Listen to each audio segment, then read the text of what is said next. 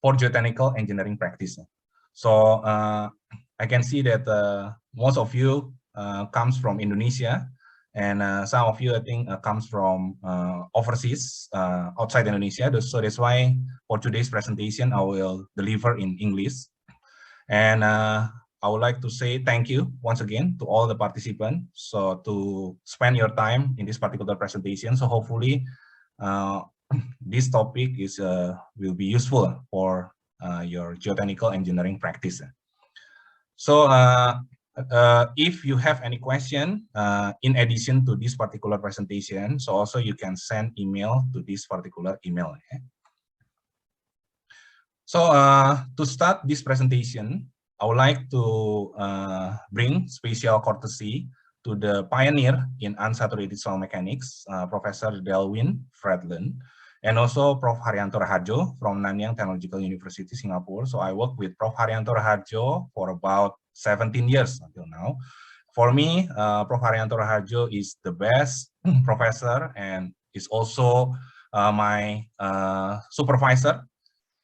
So last time, so I would like to suggest when you want to read fundamental unsaturated soil mechanics, please find this particular book, Unsaturated Soil Mechanics in Engineering Practice, which is this is similar like our book for geotechnical engineering, Tersagi.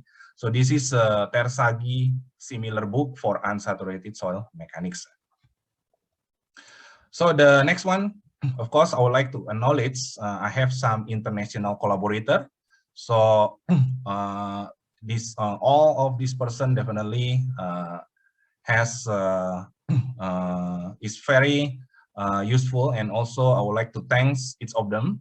In particular, I would like to mention my collaborator that already helped me a lot from Indonesia, Dr. Nurli Gofar from Bina Dharma. I can see that some of my friends from Palembang also here, so I would like to say thank you and good morning. And also I would like to thank Professor Paulus Pramono, Dr. Martin Wijaya from Unpar, and also Dr. Sugeng Kristanto and Dr. Andika Sahadewa from Bandung Institute Technology. And from Singapore, I would like to thank Dr. Agus, and also one particular person, my close friend from Singapore, Choi Yonsen, that later on I will show you that his company helped me a lot with respect to the application of unsaturated soil mechanics in engineering practice in Singapore. And of course, Dr. Abdul Halim Hamdani, who helped me with respect to the field instrumentation. And I would like also to thank Professor Yongmin Kim, Chai Chen, and I can see some of you also came from Iran. So I have a collaborator from Dr. Rahimi Arzu, and there is one person also from Brazil. So I also have a collaboration with Professor Gilson Gitirana. So, and in Malaysia, my collaborator is Dr. Aizat Muhammad Taipen. Okay, so I would like, of course, each of them here, I cannot mention one by one, but definitely all of you already helped me a lot. So the next one, if you want to know, in addition to my presentation, so there is a latest book on unsaturated soil guideline. So this is my latest book with Professor Haryanto Raharjo with respect to the simplification. So if you want to apply unsaturated soil in numerical analysis, again, numerical analysis is very important in the application of unsaturated soil. So that's why Dr. James later on will show in detail. Now, for unsaturated soil, similar like all geotechnical engineering analysis, you need soil properties. Now, this book will help you with respect to the guideline on unsaturated soil properties.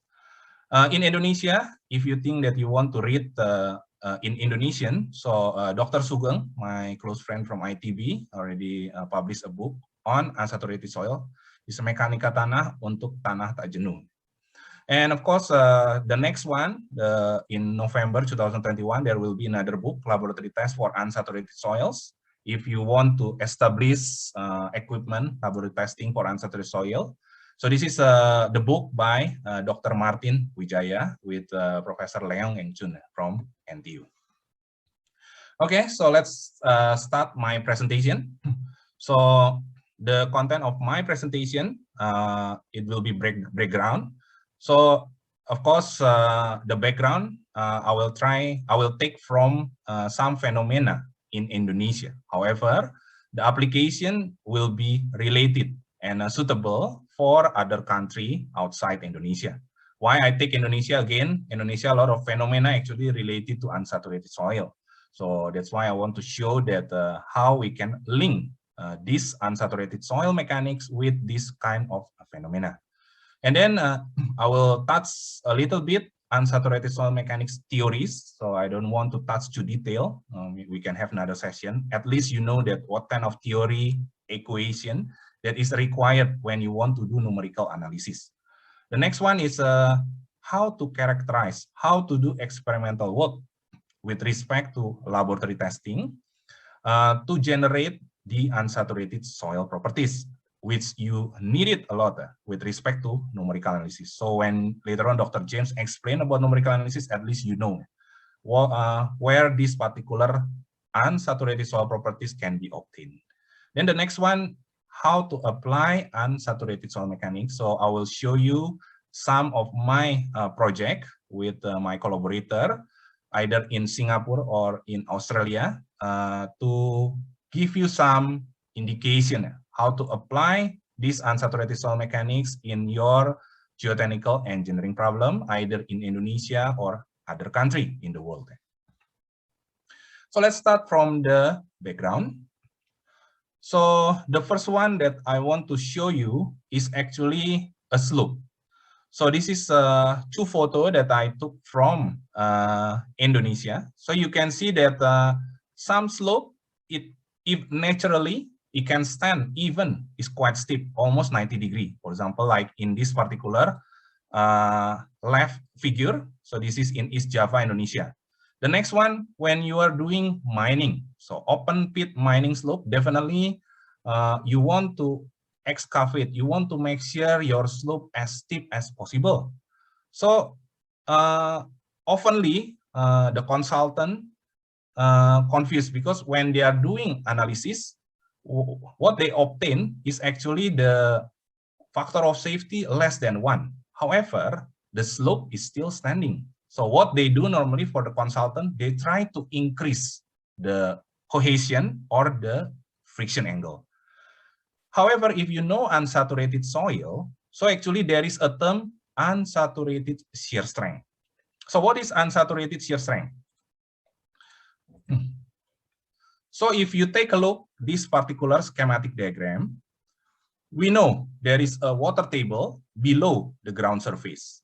The zone above the water table, we call it unsaturated zone. Now, in this unsaturated zone, there is a term negative for water pressure. This negative for water pressure contribute to this unsaturated shear strength. As a result, even your slope is very steep, but it can stand and it can have a factor of safety higher than 1.5. Okay, so we'll take a look later on in theory, what does it mean, negative water pressure, and how this unsaturated shear strength contribute into the higher factor of safety. The next one is the rainfall-induced landslide. Not only in Indonesia, I think all around the world, with this climatic condition change due to the global warming, so every time after the rainfall, we can always see the failure or the landslide. So this, if the landslide happen in the open area outside from the residential, it should be okay. But you can imagine that in the right side, this is in Indonesia. So it's recent case in Bandar Lampung. So it means this is a real estate, basically property. So it means that the consultant already designed properly. However, there is still a failure landslide after the rainfall. It means that during the rainfall, there is a possible landslide. So what is the cause? Is a seepage of water via unsaturated soil. Okay, so we know above the water table, there is unsaturated soil. And if there is a rainfall, there is a term seepage. This seepage will cause a landslide. So we'll take a look later on the mechanism of this seepage. This is also another case. So you can imagine that if you have a complex, a lot of house at the top of the slope. So even this particular slope forest actually is covered with the tree, but still there is a possibility of landslide. So if I took a case in Indonesia, even until June 2020, there is already 1,549 natural disaster due to the effect of rainfall. Okay, so we can see that there is a need to solve this problem with respect to the unsaturated soil. So if we take a look this simple diagram, if you have unsaturated soil zone, you know already there is negative water pressure, unsaturated shear strength. When there is a rainfall, some of the water become a runoff and the other one become a infiltration. Now, this infiltration will contribute to the development of wetting front. Okay, so this wetting front result in the decrease of negative water pressure. As a result, this unsaturated shear strength also decrease. Okay, so this phenomena we can only explain using the unsaturated soil mechanics. So we know now rainfall is very important in causing a landslide. So sometimes for us, we only think that the rainfall only happen in particular month. However, for example, like in Indonesia, because of the global warming, not only in Indonesia, in Asia and other country, tropical country, even like in Kazakhstan, we also experience a higher rainfall intensity plus the longer duration. So we can see from this particular chart, the rainfall happen every month. Okay? So even like June, July that we think is quite dry, the rainfall also is quite high. Okay? So we can see here that there is a need to understand the unsaturated soil mechanics, so we can link this rainfall into the how to solve the landslide problem. The next one, yes, rainfall is very important as a loading, okay, to cause a landslide. However, another problem is a problematic soil. Okay, so in Indonesia, there is one soil is soft soil or expansive soil. So this expansive soil, it can swell. So it means there is a significant swelling or expansion during a rainfall. And then during a dry period, there is a significant shrinkage. So as a result, for example, this is actually a landslide in Sibulangit, Indonesia, due to the swelling and shrinkage of soil just nice below the railway. Okay? So you can see that how dangerous this particular phenomena. The other one is the road damage. Okay? So similarly, like in Malaysia, Singapore, and even in Kazakhstan, also we experience a lot of road damage due to the significant swelling and shrinkage. Okay? So this particular swelling and shrinkage, we can explain using this particular simple illustration. When you have a dry soil, so your volume is small. When the water start to fill the pore within the solid particle of your soil, the volume is getting bigger. Then you can imagine that if start filling all the pore within your soil, the volume is getting much, much bigger. But after the rainfall, when there is a drying, hotter temperature, there is a significant reduce in the pore. So as a result, your road, it can damage, it can experience a crack, and also the slope also can failure. Now, this is the distribution of problematic soil in Indonesia. Again, so it means that we need to take care of this, or we need to understand the phenomena of problematic soil, and how to solve it, we need to understand unsaturated soil. So this particular distribution, I took it from the one geotechnical expert in Indonesia, Dr. Goh Chul-yong. The next one, retaining wall collapse. Oftenly, definitely the consultant already do their best to design, okay, the retaining wall property. However, there is still a collapse of the retaining wall happen. What happened? So this particular phenomena normally again occur after the rainfall. It means there is a build-up of pore water pressure. So what happened in this particular retaining wall collapse is a limit. There is a lack of a drainage. Okay, so this particular drainage, even you already have it, but sometimes the capacity is not sufficient, and sometimes there is a choke. So that's why before we design this particular retaining wall, there is a need to do the seepage analysis to design the capacity of the drainage, to design what kind of maintenance, to make sure that there is no choke, there is no stuck of this particular drainage. So as a result, you can avoid this particular collapse of retaining wall. The next one is the soil contamination. So in Indonesia, we know that there is an overload of rubbish dumping. This is the example in 2019 in Bekasi. So you can imagine the mountain of the rubbish, and we can see from this particular news is 2,200 villages. Okay? So what is the relation between the soil contamination with unsaturated soil? So if we take a look, this particular illustration, okay, so we know that, well, let's say this is your rubbish dumping. So normally people think that, yes, it is sufficient just to use a clay, which is, we think, is a fine grain material, and it is enough to act as a barrier. However, you can see that there is one phenomena that in unsaturated soil, the water table, it can rise into this particular clay via, we call it the capillary rise. So this arrow is showing capillary rise. So as a result, with time, this particular water table will merge with the rubbish. So as a result, there is a contamination. So you can imagine that if the nearby river is used for the kid to swim or to wash the clothes, so there will be a contamination. Of course, there are a lot of area in Indonesia and also outside Indonesia utilize a natural water from the groundwater table. So you can imagine what the contamination will affect the health. So this particular phenomena, we can solve it using unsaturated. Later on, I will show you there is one solution. So instead of clay, you can use a gravel. So people think that gravel actually has a big pore, but in reality, in unsaturated condition, gravel actually is much better than clay to act as a barrier. Okay, so later on we will take a look with respect to unsaturated soil, how to solve this soil contamination. The next one is the plant health. Okay, so the plant health, some area, for example, in Indonesia, when it is dry, the plant is die.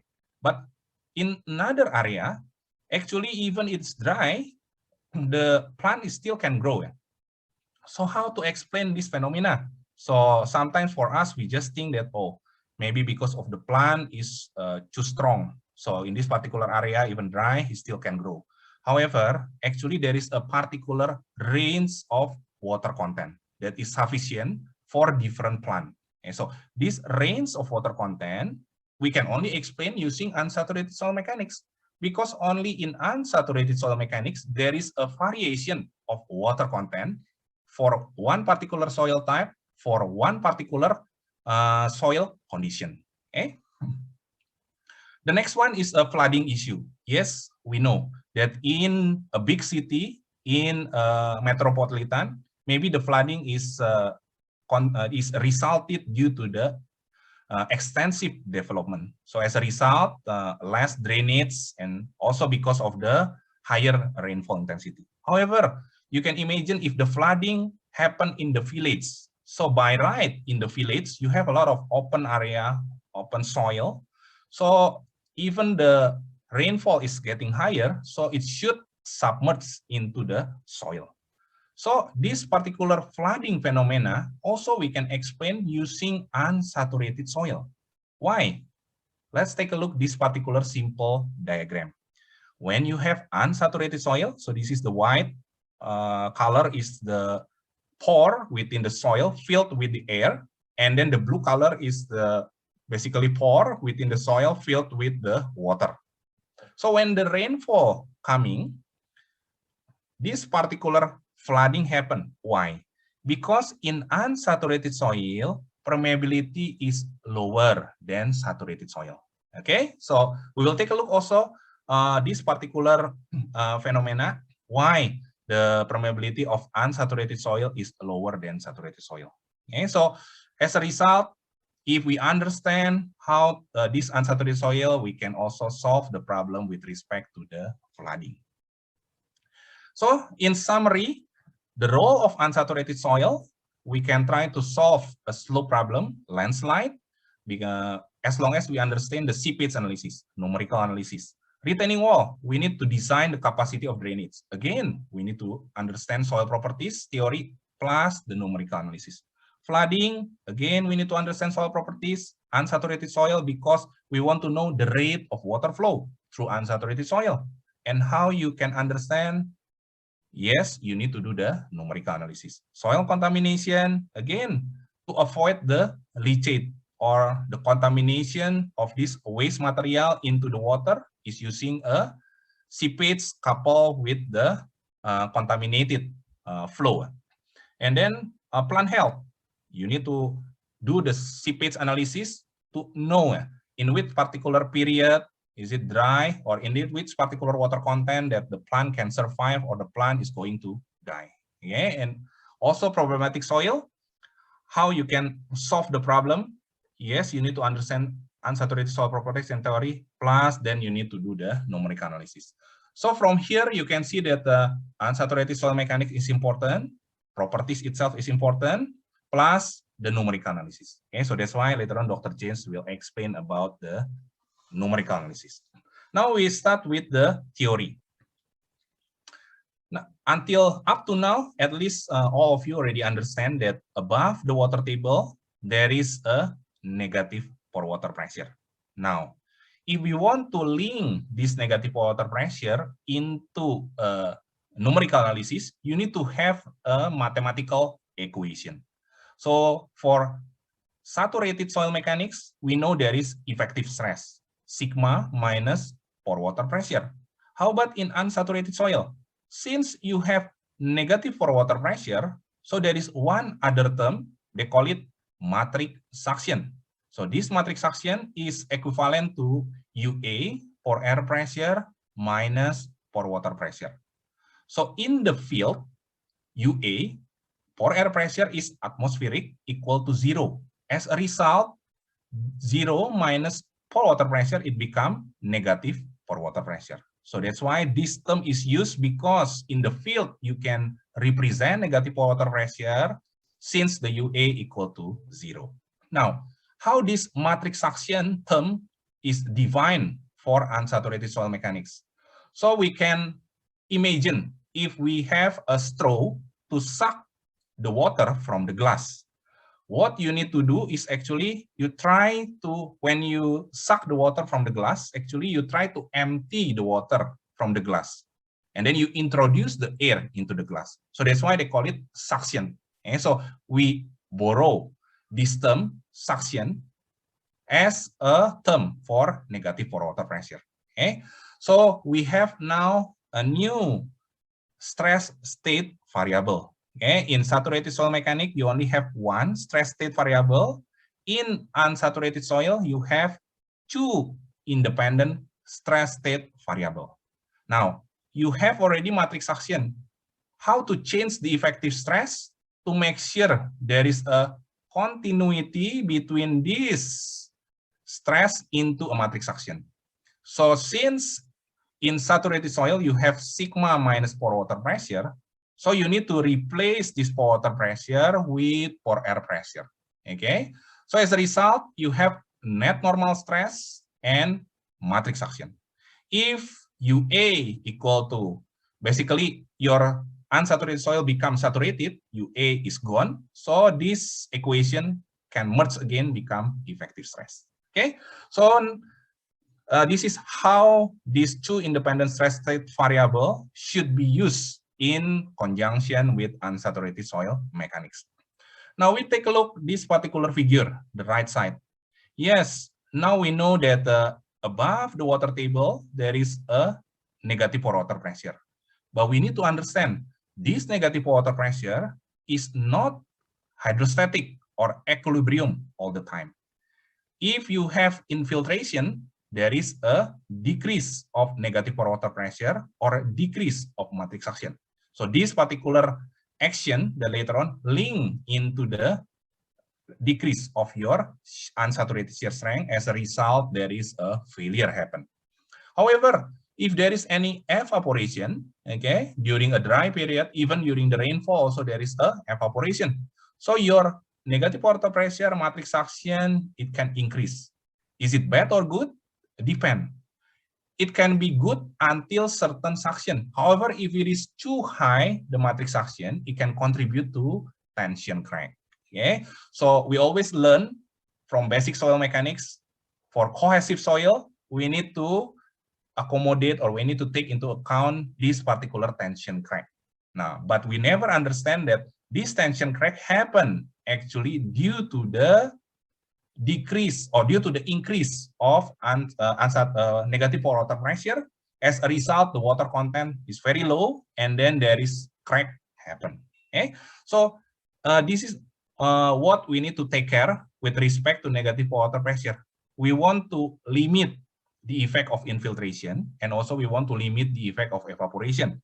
As a result, it's always good to have a cover system. So any geotechnical problem related to the effect of water infiltration, you can solve it by providing a cover system.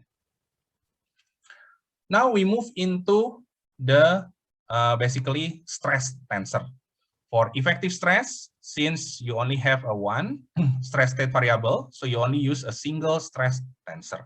However, for unsaturated soil, since you have net normal stress and matrix suction, as a result, you have a two independent stress tensor. Okay, so two matrix. How about the distribution of the pore inside this particular unsaturated soil? Now we know there is a air, plus for unsaturated soil there is a contractile skin. So what is exactly the contractile skin? So if we try to link this pore size distribution of the soil with this particular graph, so we know that each pore in your soil is linked to certain radius of pore. Now, this radius of pore, we can link it into matrix suction using this particular phenomena.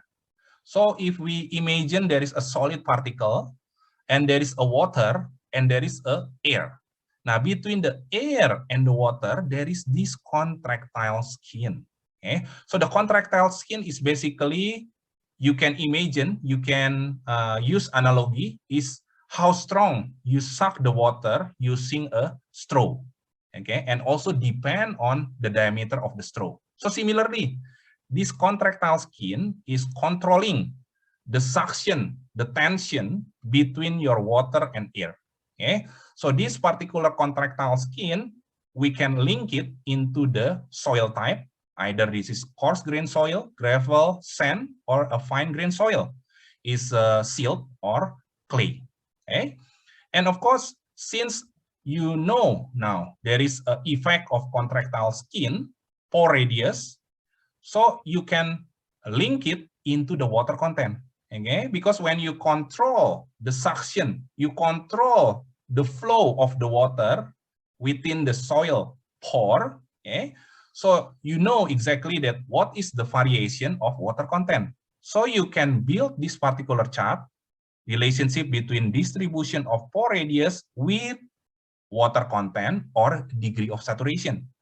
You can also convert this particular graph into matrix suction versus degree of saturation or water content. Okay, so as a result, okay, so this is your distribution of pore radius. If you integrate this pore size distribution function, you can get this particular graph, which is, you call it soil water characteristic curve. Now, this soil water characteristic curve, we can link it into the real condition in the field. So we'll take a look again. If this is your water table, you have this negative pore water pressure. Now, in this negative pore water pressure, you know now there is a contractile skin between this water table and the soil. Because of this contractile skin, there is one particular zone, they call it capillary zone. Now, in this capillary zone, it means in unsaturated soil, there is still water. It means a pore within this zone, capillary zone, is still filled with the water. However, there is a change of your soil volume. Okay. Now, the next one, there is a two-phase zone. Two-phase zone meaning that this is a time when the air start to enter your soil pore. The boundary between two-phase zone and capillary zone, we call it AEV, air entry value. Okay, so air entry value meaning this is a suction when the air start to enter your soil pore. Now, after two-phase zone, we have a dry zone. So the dry zone is where in your soil normally a crack occur. Okay, so in dry zone, it means it requires a lot of suction, a lot of energy to expel the water from your pore. Okay, so in dry zone, the boundary between dry and two-phase zone, we call it a residual suction. Now, with this phenomena in the field, we can build this soil water characteristic curve. Okay, so in your soil water characteristic curve, which is just now you converted from the pore size distribution, is the relationship between your suction and water content. Okay. Now, if we take out that particular soil water characteristic curve from the field, you can build this particular chart. And this particular chart, soil water characteristic curve, or some other people, they call it water retention curve, is the crack of unsaturated soil mechanics. You must have soil water characteristic curve to do analysis. You must have soil water characteristic curve to understand the phenomena of unsaturated soil. Now, you understand now about matrix suction with respect to volumetric water content. However, we need to understand there are two phenomena happen in the field, the drying process and the wetting process. So it means your soil water characteristic curve must have a drying curve and a wetting curve. We can see from this particular chart, of course, this is obtained from a lot of study. So there is always a difference between drying and wetting curve. Okay, so there are a lot of phenomena. If you want to understand more, you can ask me later on. But the important thing is to simplify the problem. Me, myself, already published a paper together with Prof. Haryanto that a drying curve is sufficient to do a numerical analysis since it provides the most conservative scenario. Okay, so you don't worry about the wetting curve, but you can always use a drying curve for your numerical analysis. Now, this is another illustration. Okay, so if you want to understand more about the relationship between matrix suction and pore radius, you can also use this particular glass tube. Okay, so the bigger diameter of the glass tube, we will contribute with the less pore radius. Okay, so we can see from here that it means when your matrix suction is getting higher, okay, so your pore radius is getting smaller. Okay, so how we can link this particular phenomena, pore radius and matrix suction, into the SWCC. Okay, so in soil water characteristic curve, there is one, again, variable that is important, air entry value or psi A. Okay. Just now you already know that air entry value is the suction when the air start to enter soil pore. It means when you have air entry value, it's much higher, it means your soil is contain a lot of fine particle. The pore inside your soil is so small. As a result, it's difficult for the air to enter your soil pore. When your air entry value is very low, it means that your soil contains a lot of large particle or a large pore. So it's easy for the air to enter your soil pore. Okay, so you can see again how to draw the air entry value from this particular graph is basically by tangent between the starting point of your, this is a saturated water content, and tangent to the slope of your SWCC. Now, we know exactly that the soil water characteristic curve is very important, but you know from the background that the flooding, the soil contamination is occurred due to the water flow within unsaturated permeability. Okay, so it means in addition to soil water characteristic curve, we need also to understand permeability function. This permeability function is another name of unsaturated permeability. Why we call it function? Because in unsaturated permeability, you have a variation of permeability. And the shape of the permeability is following the shape of SWCC. As you can see from here, the blue color SWCC has the same shape as the blue color of this particular permeability function. Now, I will touch now about the lower unsaturated permeability as compared to the saturated permeability. If we only use a saturated soil mechanics, we only have one point, for example, like this gravel soil, maybe you have 0.1 meter per second saturated permeability. However, when your soil under unsaturated condition, it's much difficult for your water to flow through the soil pore. As a result, your permeability is decreasing. Until a point, you can see that the red color is actually a silty clay. Silty clay, by right, is a finer material. And then, of course, the saturated permeability also is lower as compared to the sand material. However, there is a certain point where the permeability of the silty clay, the red color, is higher than the permeability of the sand.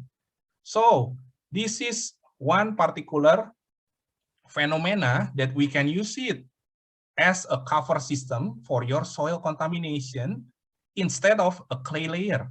Okay, because when you keep the sand under unsaturated condition and as a barrier between your waste material and groundwater table, so definitely your permeability of the sand much lower than the silty clay, and as a result, it's almost difficult for the capillary rise from the groundwater into the waste material. Okay, so this is, you can explain this phenomena only using this permeability function. Some people, they call it, this is the basically change of the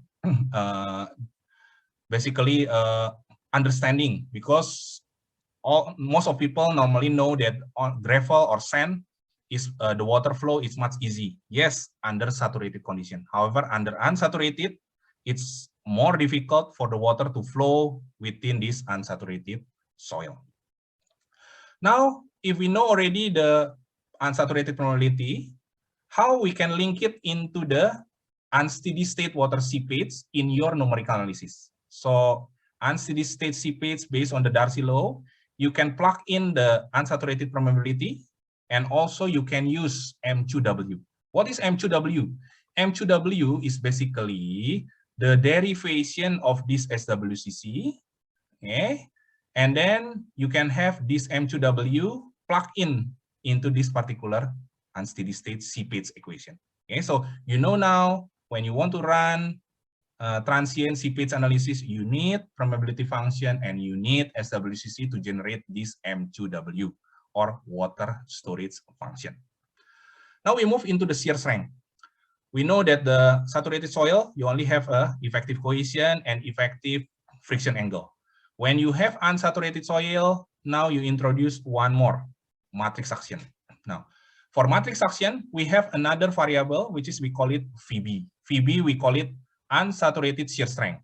If we take a look this Mohr Coulomb failure envelope, for unsaturated soil, we have 3D axis. We have extended Mohr Coulomb. So in this direction is the variation of matrix suction.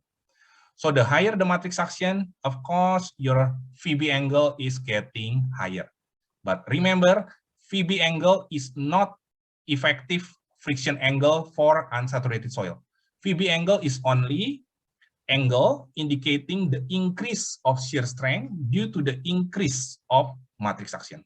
Okay, so in unsaturated soil, now you know why the slope even is very steep, 90 degrees, it can stand because you have this particular suction plus a VB. Okay, so some people, they can call it DC prime plus suction tangent VB is equal to cohesion. Okay, we call it this is total cohesion.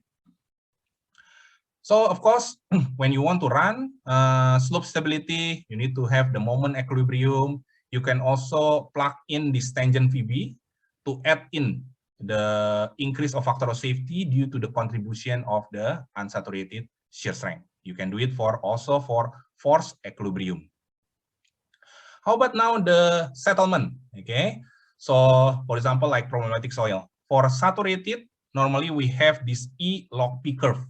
Okay, now for unsaturated soil, since there is a suction, so you have a 3-axis. So not only you have a E log P curve, but now you have the variation with respect to log soil suction. Okay, and of course your effective stress now change become the log net normal stress. So this is the example from the Prof. Redland student. Basically, you can build the shape of the variation of the E log P curve with respect to the variation of suction.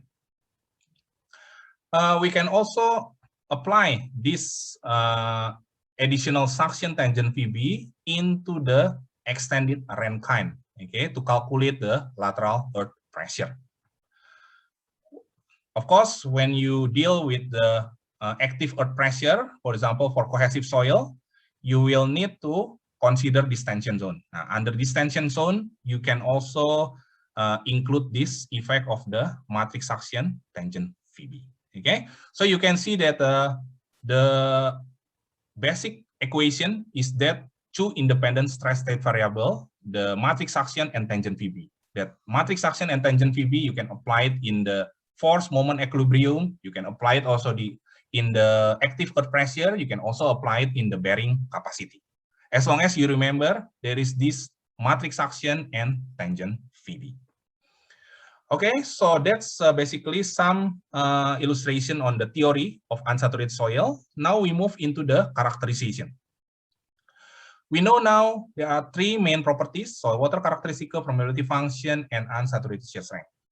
I will touch a bit. For soil water characteristic curve, you can use tempest cell and pressure plate. And then there is a new advanced method using centrifuge, high probe, and dew point method. So soil water characteristic curve, again, is the relationship between the water content versus a suction. So tempest cell is the most simplest way to do the SWC testing. The important consumable part in this tempest cell is this high air entry disk. So it's basically you have a container compartment, and then with this high air entry disk, you make sure this is always fully saturated. When you apply air pressure from the top of the tempest cell, the high air entry disk will help to hold this air pressure within this particular compartment. So as a result, you can apply a matrix suction using axis translation technique. So what is axis translation technique? It's basically you want to avoid the application of negative pore water pressure. You raise the negative pore water pressure into a positive value. Say you have a negative 20 kilopascal. So instead of you apply pore water pressure negative 20, you can increase this UA into 20 kilopascal and pore water pressure 0. So UA minus UW become 20. So this 20 kilopascal based on axis translation technique is equivalent to minus 20 that you apply in the field. So you can do using tempest cell. You can also use the pressure plate. The difference is for tempest cell, because it's small compartment, the capacity of the air entry disk is only until 100 kilopascal. For pressure plate, the capacity is until 500 or 1,500 kilopascal. You can also simulate the capillary rise in the field using this particular infiltration column. So the next one is the photo. So if you are interested to know more about laboratory testing, this is basically the breakdown of the tempest cell. So this is the high air entry disk that you put it in this particular chamber, and then you have the O-ring to make sure there is no leaking of the air during the application of the water, the air pressure. And this is the pressure plate is connected into the pressure gauge to control the air pressure during the simulation of the suction. So the latest technology, okay, is basically you can use also small scale centrifuge. You can relate the rotation in the centrifuge into particular suction. And in dew point potentiometer, you can measure basically a suction directly. So what is the difference between the centrifuge potentiometer and the Tempest cell? The Tempest cell and pressure plate, because what you do is every day you measure the mass of the soil.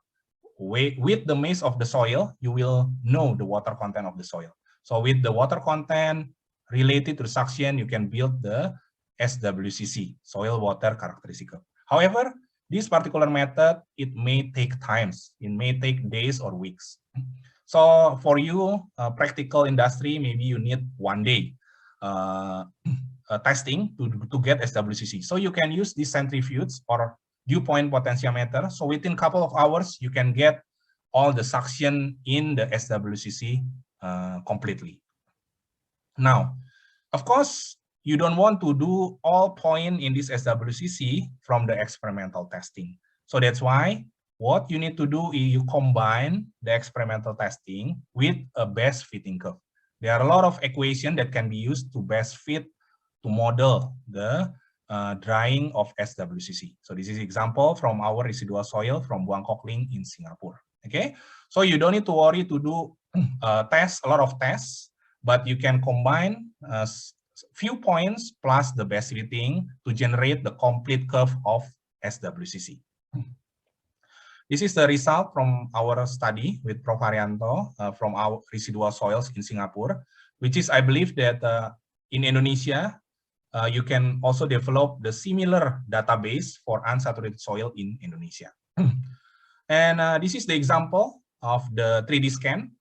So in addition, you know that, for example, like the problematic soil, expansive soil, there is a swelling and significant shrinking. So during SWCC also you can use this 3D scan to model the change in the volume, which is we can integrate in the E log P curve with respect to the suction or in the SWCC curve. So the next one, permeability. Yes, you can estimate permeability from SWCC. However, there is a need also to verify using 1 or 2 testing. So that's why there is a direct measurement of traxial unsaturated permeability using this traxial permeameter. The key thing in this traxial unsaturated permeability is also ceramic disc. You just need to make sure that you have high air entry disc below and top of your soil, so you can apply different gradient, different suction, okay, during the unsaturated permeability testing. So you can modify if you already have the equipment for traxial normal saturated permeability. You just need to change the pedestal and the top part into high air entry disc, then you can simulate this particular unsaturated permeability. Now, this is the example from our soil. We have the SWCC, and then we do the direct measurement and indirect measurement. So there is a good match, good agreement between direct and indirect measurement. And this is the result from our database in Singapore, Jurong Formation, Bukit Timah Granite, and Old Alluvium.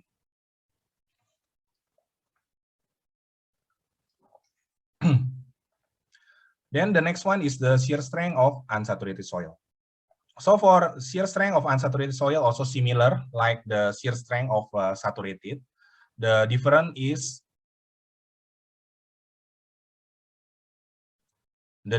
basically the pedestal. You need to change the pedestal into high air entry disc. So because during the shear strength testing, normally you know that under normal traxial, you need to do saturation, consolidation, and shearing. In unsaturated testing, what you need to do is you add in one particular states, which is we call it matrix suction equalization after consolidation.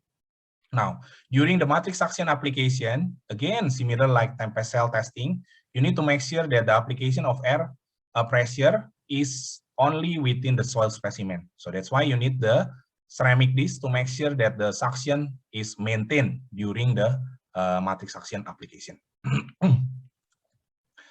This is the photo of the normal triaxial. So you can see that the it's similar like our normal triaxial. So the difference is only the pedestal, we change it into ceramic disc. Okay, so we can see that to do the unsaturated testing, you don't need to have, or you don't need to buy the new one. What you need to do, you just need to modify the normal equipment and then add in this particular ceramic disc for permeability, or add in for the unsaturated shear strength, or even you can build the pressure plate as long as you make sure that it is strong enough to accommodate the high air pressure, and also it is you can apply, you can incorporate this ceramic disc.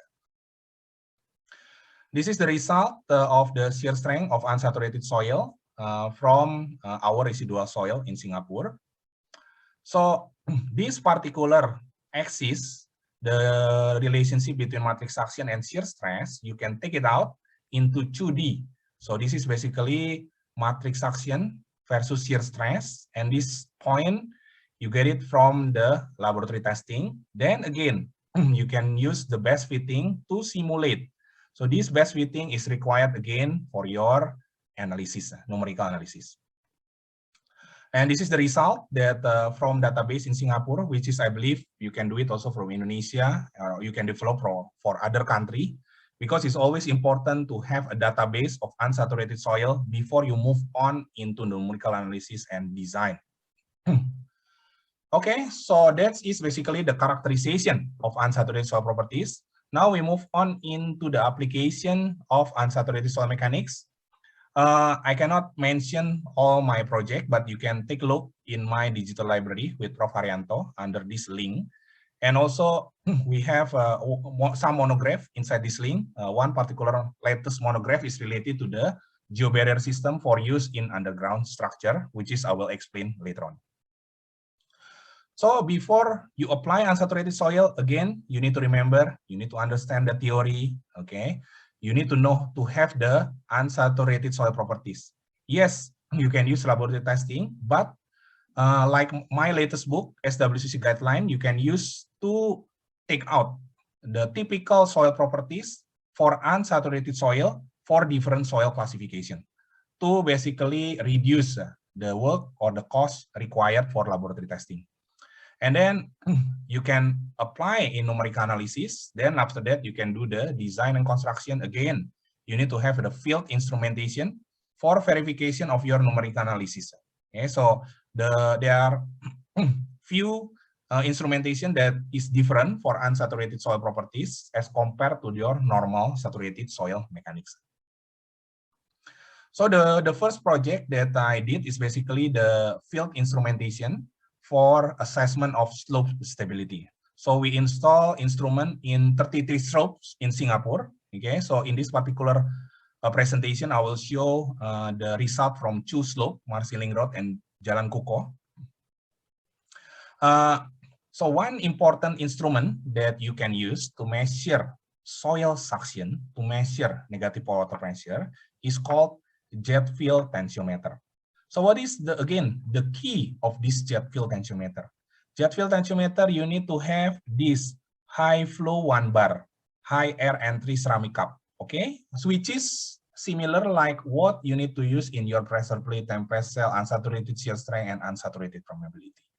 And then, of course, in this particular jet field tensiometer, you have a good closed system with a water reservoir.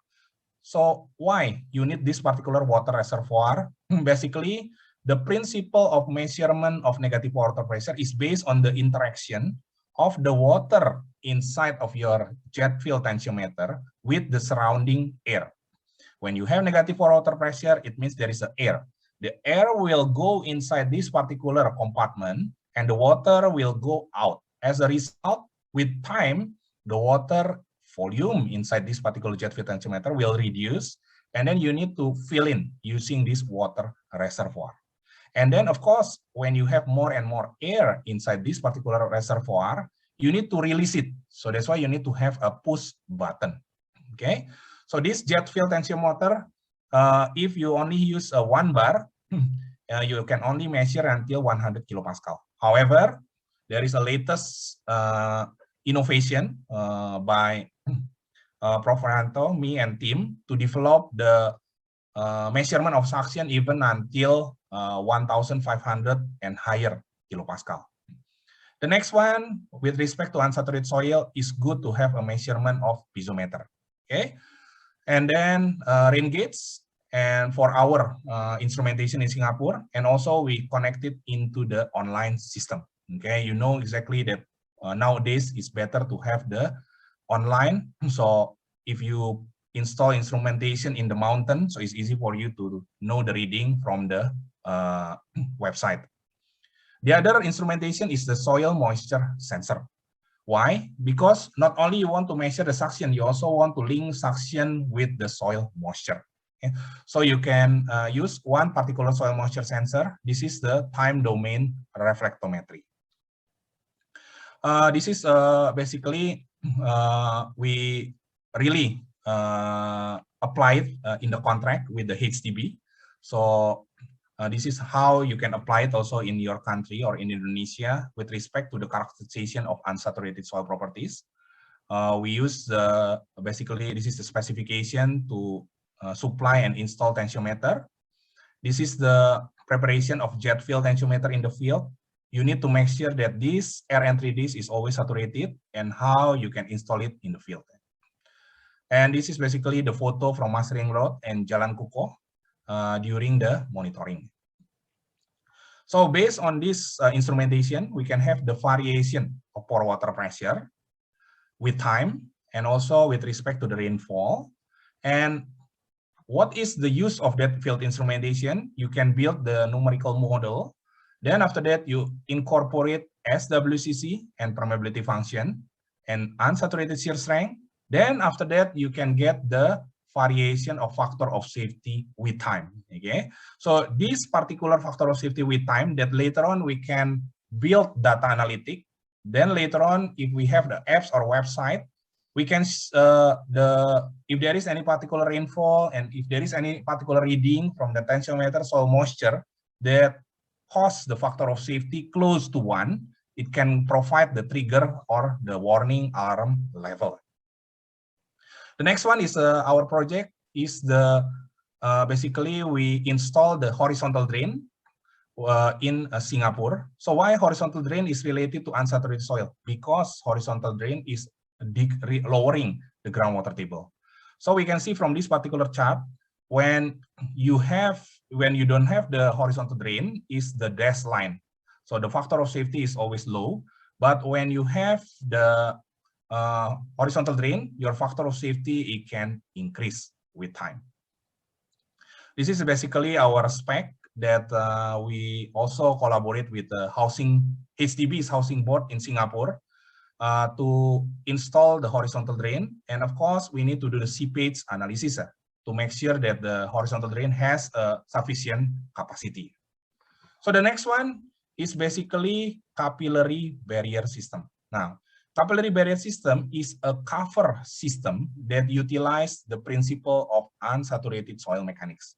It's basically fine grain layer overlying coarse grain layer.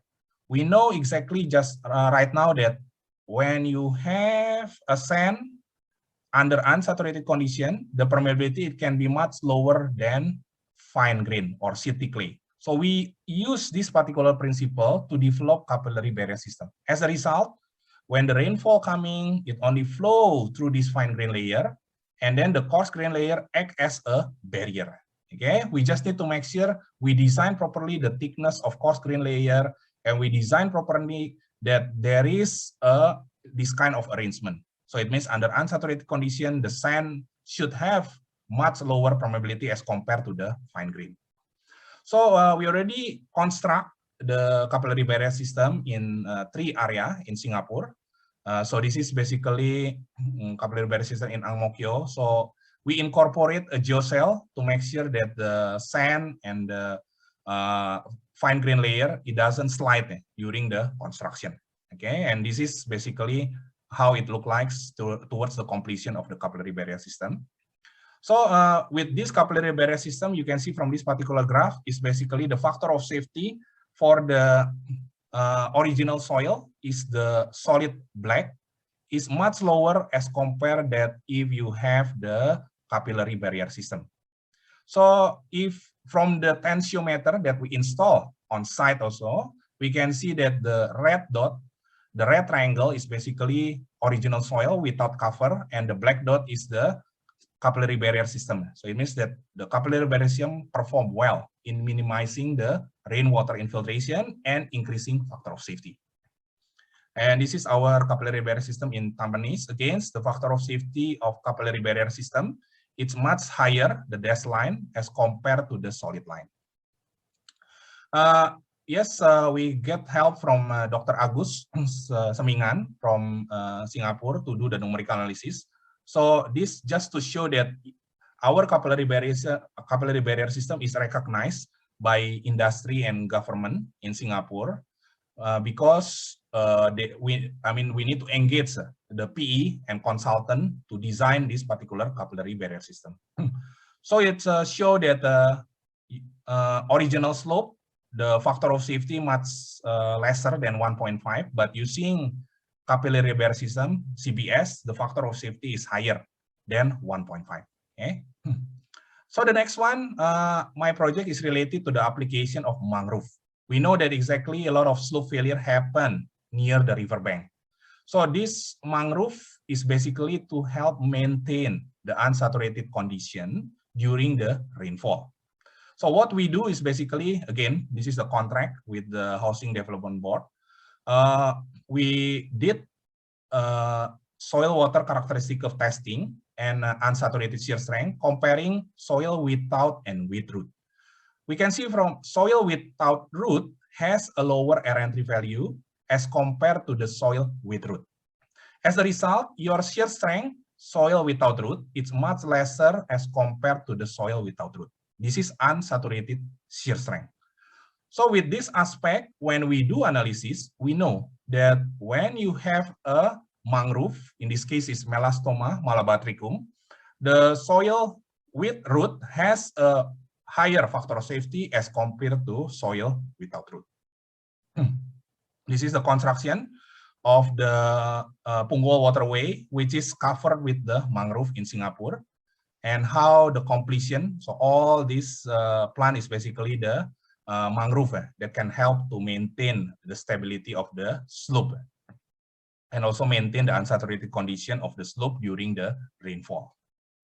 The next one, the latest development is the geobarrier system. Now, geobarrier system is basically with combined capillary barrier system with the reinforced soil system. Why? Because we want to implement this capillary barrier system as a earth retaining structure. So as a result, we need to combine with this reinforced soil system.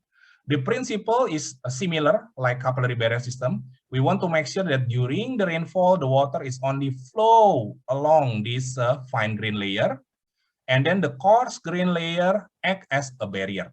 Okay, but in addition, we also have this layer for a plantation or a greenery. We construct the geobarrier system in 3 areas in Singapore, and again, this is the contract. So this is basically the stage-by-stage construction of geobarrier system. So how this particular geobag, okay, we use a geobag because again, we want to make sure that there is no sliding of this soil, and also this particular geobag is attached into this particular geogrid. Okay, so of course we build the drainage and also we fill this particular geobag with the. Now, in this particular geobarrier system, we try also to use a sustainable material. So if your country has a waste recycled concrete, waste recycled asphalt, why not? You also try to use it as a material for your geotechnical structure.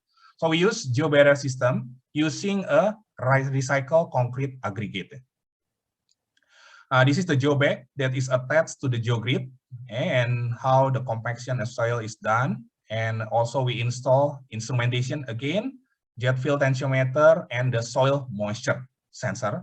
Plus, since this is related to the effect of earth pressure, we also install the earth pressure cell. So this is how the instrumentation has been done. And also we install piezometer to make sure that water table is stable all the time to check the performance of geobarrier system. And this is the final completion of the geobarrier system. And the recent one, we have collaboration with Mr. Chua Yun Sen, Hock Lim Engineering, who helped a lot with respect to development of geobarrier system near residential building in Singapore. And of course, HDB tried to, Housing Board of Singapore tried to implement here towards the Singapore context. So we can see from this particular graph that existing slope meaning that the slope, original slope without geobarrier system, there is a variation with rainfall. However, if you have the geobarrier system, your factor of safety is constant all the time. So it shows that this particular geobarrier system perform well in maintaining the stability of the slope.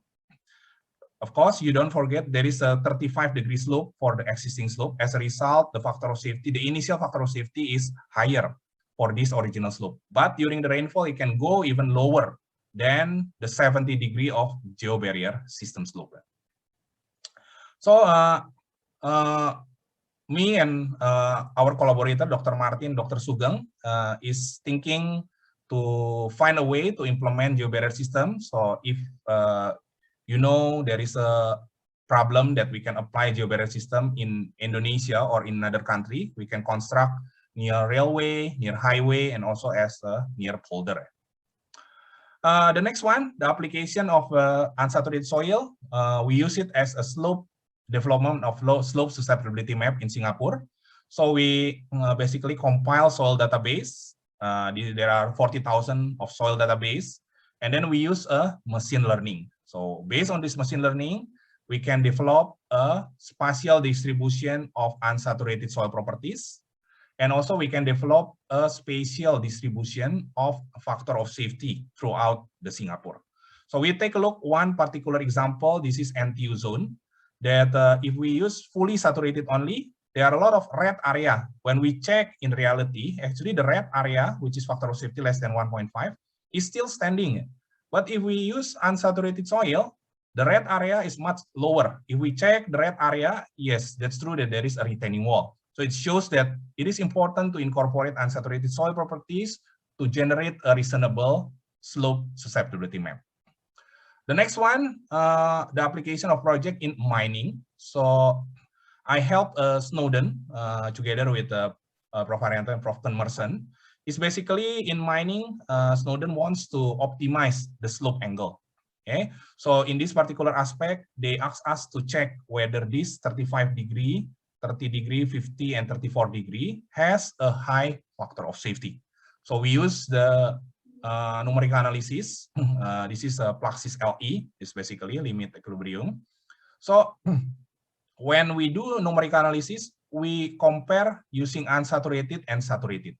So based on this 180-meter slope height, and then based on the angle that is provided by the Snowden, we know that that particular angle, if you use unsaturated soil, 1.53. So it's quite safe. If we use saturated, it's 1.23, which is not reasonable. Yeah, but in reality, when they start, which is because this is a project in 2014, and then they already cut the slope using this particular slope angle. It is true, the slope is still stable, and it means that using unsaturated soil properties is reasonable to get the correct factor of safety. And of course, we do verification because we want to make sure it's true. There is a certain soil suction and there is a certain moisture content. So this is basically the suction sensor that the Snowden installed in depth 60, 100 meter, and 150 meter depth. The next one is also application of unsaturated soil with respect to mining. So these Kalbar resources want to build the sand tailing road, okay, using hydraulically placed installation. So since using hydraulically placed, it means when you can imagine this particular stack. So in stage 1, the sand is wet. However, when they want to stack, when they want to construct the stage 2, the upper filling, the stage 1 is already have some unsaturated condition. So that's why we try to compare between unsaturated and saturated. So after our study, after our comparison, we find out that actually if we don't use unsaturated, we underestimate the settlement. Okay, so you can see from this particular graph, case 1 and case 2 is basically using unsaturated properties. So the total settlement is much higher as compared to the one using a saturated only. And also the rate of the consolidation is much longer if you use unsaturated. So this is to show that it is very important to use unsaturated. So we don't want later on that we assume that the settlement is quite low, but actually using unsaturated, the settlement is much, much higher. And the consolidation rate also is related to the cost. So definitely you want to estimate properly what kind of consolidation rate that happen in the real application. So after we do the 1D analysis, we also do the 2D numerical analysis based on the unsaturated, and we find out that the factor of safety is quite reasonable. Then the next one is the application of unsaturated soil in Indonesia. So I took it from Dr. Martin Wijaya, a numerical analysis using MIDAS.